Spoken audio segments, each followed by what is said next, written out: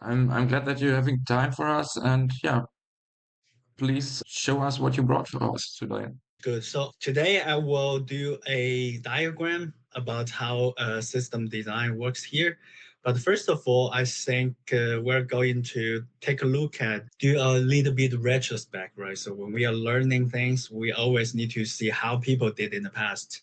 Yeah, this is also like your university professor telling you when we learn things, we need to take a look at what is happening right now in this industry. So I will go through this kind of thing very quick. Ask me questions if you don't understand. So mostly this kind of current app like Zalando, Uber, right? And the Handle. So they're all like this kind of system architecture, which means that a client will access the web server hosted by Zalando, hosted by Uber, hosted by Google, and then through load balancer.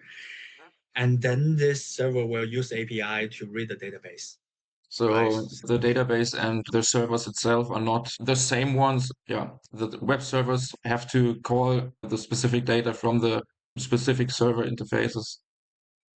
Exactly. So you see, I just used one or two sentences to describe what is happening now. So user, server, database. Right.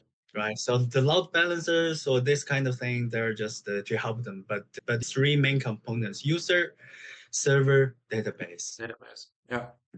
Yeah, that's a very brief summarization of what is happening now. Right.